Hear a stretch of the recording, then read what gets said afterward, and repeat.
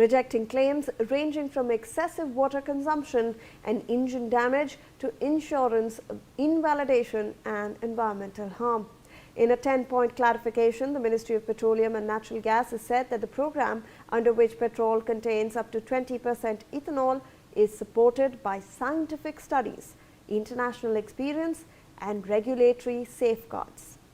Let's in fact take a look at those 10 pointers and clarification that has been issued by the government, because remember that there has been a lot of controversy regarding this whole ethanol blending program that the country has tried to push forward, given the West Asia energy crisis that the entire world was facing, and India has managed to in fact surpass that. And one of the reasons why is because of such fuel switches. So let's look at what these 10 points of clarification are that has been issued by the government and how it is defending ethanol blending. So the first point is what the government is saying, that the process is measured, it's scientifically driven, and it's a step-by-step procedure.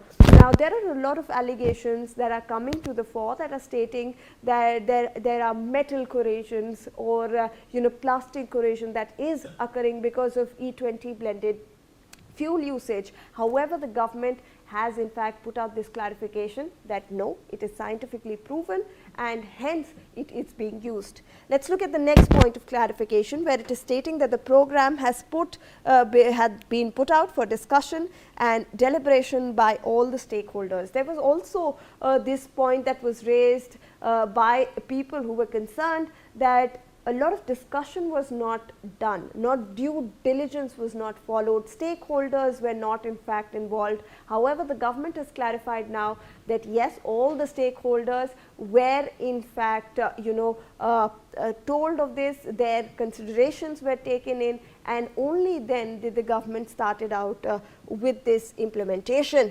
The next clarification that the government has put forward is saying that the blending is supported by scientific evidence, because there are a lot of social media gossip, if you may call it so, going forward and stating that there is no scientific basis to how ethanol can be blended in fuel, but the government is stating that no, this is scientifically proven, internationally accepted, and hence the government is implementing this. Let's look at the next clarification, which states that extensive testing is done by automotive manufacturers and agencies. People have obviously also stated that since this was implemented so quickly, not a lot of trials and tests were conducted. However, the government has stated and clarified that no, a lot of trial and error has gone into the implementation of this program. Now, blending process in line with global best practices. There were also a lot of chatter about how the blending is taking place, how sugarcane is involved, how a lot of water is being used. But the government has clarified that this is the best practice, the best methods that have been adopted, and it is in fact influenced by the procedures and the measures that are followed all over the world. Let's look at the next clarification issued by the government, which says that green fossil fuel will lower the carbon emissions as well. So, this is yet another thing that we are looking forward to, how to lower carbon emissions, especially in a world which is facing global warming repeatedly year after year, where the increase in temperatures is being witnessed. We need to make sure that the carbon emissions are reduced, and this such a green fuel will actually help reduce that. Let's look at the next clarification, where the government is saying that the blending helped reduce crude oil imports as well. Now, remember that due to the West Asia crisis, places all across the world were seeing a surge in fuel prices because crude oil imports had shot up. They had been stopped at some places as well. So, hence the prices flew out of the window. But in India, we could mitigate the effects of the West Asia crisis and the crude oil import, because the crude oil imports were actually stopped because of this blending program. This could help elevate the pressure of the imports that India was doing. Let's look at the next in fact clarification. The government has debunked viral claims. It's citing Ministry of Petroleum's 10-point clarification on excessive water usage. Now the government, there are a lot of viral social media posts which were stating that because of ethanol blending, at least 10,000 liters of water are used for 5 ml of ethanol blended petrol, but the government has debunked all these viral posts that are circulating online. The government has clarified that no, not a lot of water is being used for this.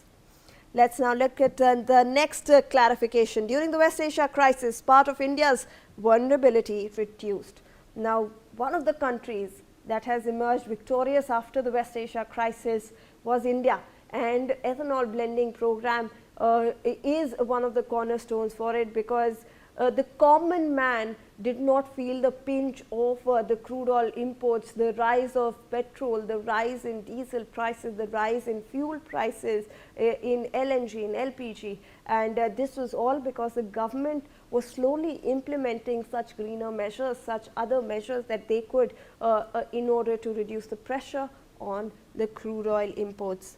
Let's look at the next clarification, which is diversification in sources to help reduce crude oil imports. So obviously, the diversification of the fuel basket was also taking place, which actually helped India mitigate through this crisis. So these are some of the 10 clarifications that were issued by the government. Remember that obviously a lot of social media buzz around this entire ethanol blending had taken place, and hence the government had to come forward with these clarifications. Well, with us right now is Jitendra Gupta, who is an automobile expert. He is joining us on the broadcast. For more on this, thank you so much, Mr. Gupta, for taking out your time and for speaking to NewsX. We appreciate it. A very good afternoon to you, sir. Yes, thank you, madam.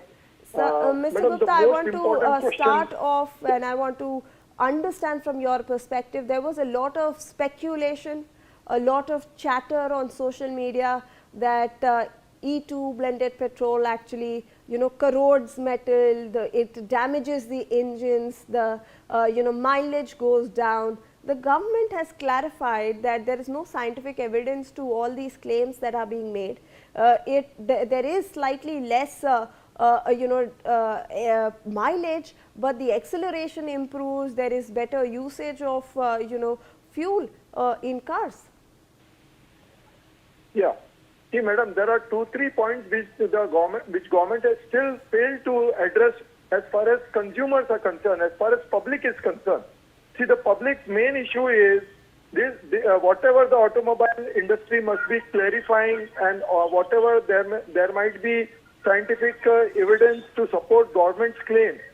Apart from that, those claims may be suitable for the new vehicles that are coming on road, as per the latest technology and everything. But what about the old vehicles? Everybody must be having so many, majority of the public must be having old vehicles which may not be suitable for this new petrol. So why the government is not ready to give a choice that if I want, I can buy whatever I want? Why I am being forced to buy a ethanol-based petrol only? And second point is, again, if ethanol is been introduced, why the prices are not coming down for the ethanol petrol? That's the second point. As far as consumer is concerned, these two things are very important for their own safety, for the own safety of their own vehicle. Because if this sort of a petrol is being used for the old vehicles, very soon he is going to, he'll start getting problem with his vehicle, and soon those vehicles will have to be discarded. How the government is going to tackle with all those quantity of vehicles that will in near future going to be discarded? How they are going to be recycled? That is the issue which government is not addressing. Again, why the political parties are not opposing this? Because maybe as far as social media, what you said just now, social media is also pointing out the fact that many politicians have got self-interest in ethanol production. The entire majority of the politician parties, MLAs and MPs are having their own interest in this ethanol production, which is very, very much going on social media. Why government is not coming out with that why opposition is not objecting to this, and why the political parties are not objecting? Because maybe, they are more interested in their personal interest rather than a public interest. All right, thank you so much, Mr. Gupta, for all those details. We now have some breaking news coming in.